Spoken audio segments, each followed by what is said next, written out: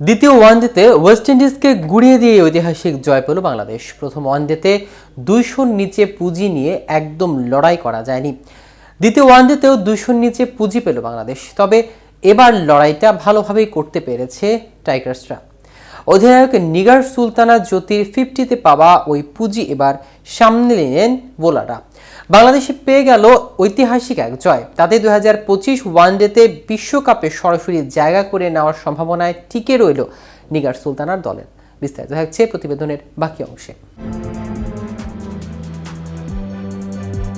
দ্বিতীয় ওয়ানডেতে ওয়েস্ট ইন্ডিজকে গুড়িয়ে দিয়ে সিরিজের সমতায় ফিরিয়েছে বাংলাদেশের মেয়েরা। বাংলাদেশ সময় শুক্রবার রাতে 3 ম্যাচ সিরিজের শেষে ম্যাচ জিতলেই নিউজিল্যান্ডকে বাছাই পর্বে ঠেলে বিশ্বকাপের টিকিট কাটবে বাংলাদেশ। সেন্ট কিটসে ওয়ার্নার পার্কে কাল রাতে বাংলাদেশের মেয়েরা ওয়েস্ট ইন্ডিজকে হারিয়েছে 60 রানে। টসে হেরে ব্যাটিং পাওয়া বাংলাদেশ 84.5 ওভারে অল আউট হয় 184 রানে। এই রান নিয়ে দুর্দান্ত বোলিংয়ে ওয়েস্ট ইন্ডিজের 35 ওভারে 124 রানে অল আউট করে দেয় বাংলাদেশ। বাহাতি স্পিনার নাহিদা আক্তার 30 রানে 3 উইকেট নিয়েছে। 2 লেগ স্পিনার রাবেয়া খান ও ফাহিমা খাতুন এবং পেসার মারুফা আক্তার পেয়েছেন 2টি করে উইকেট। বাংলাদেশের ইনিংসে সর্বোচ্চ 68 রানের অধিনায়ক নিগার সুলতানার 120 ইনিংসে 5টি 4 মারা নিগার এক প্রান্তে ধরে রেখেছেন বলেই বাংলাদেশের রানটা 180 পের হয়। 11তম ওভারে 35 রানে 2 উইকেট হারানোর পর উইকেটে যাওয়া নিগার ফেরেন 49তম ওভারের দলকে 184 রানে রেখে নবম ব্যাটার হিসেবে। অধিনায়ক ছাড়া বলার মতো রান পেয়েছে সুবহানা মুস্তারি ও স্বর্ণা আক্তার।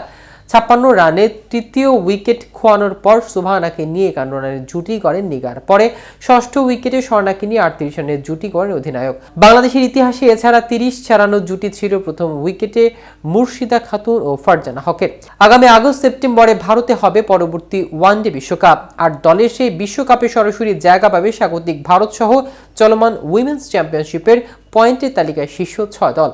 ওয়েস্ট ইন্ডিজকে দ্বিতীয় ওয়ানডেতে হারানোর পর বাংলাদেশের পয়েন্টে 23 ম্যাচে 21। সব ম্যাচ খেলে ফেলা নিউজিল্যান্ডের পয়েন্ট 21। তবে কিউইরা নেট রান রেটে এগিয়ে থাকায় এখন 6 আছে বাংলাদেশ। বাংলাদেশ শেষ ম্যাচটি জিতলে তো বটেই, ম্যাচটিতে ফল না হলেও টপকে যাবে নিউজিল্যান্ডকে, উঠে যাবে বিশ্বকাপে। তবে ক্যারিবিয়ানে শেষ ম্যাচটিতে হেরে গেল বিশ্বকাপে জায়গা করে নেওয়ার আরেকটু সুযোগ পাবে বাংলাদেশ। তখন 6 দলের একটা বাছাই পর্বে খেলতে নামবে, যেখান থেকে বিশ্বকাপে যাবে 2টি দল, যেখানে খেলতে হবে Pakistan, West Indies, Ireland, Scotland ও ইংল্যান্ডের বিপক্ষে।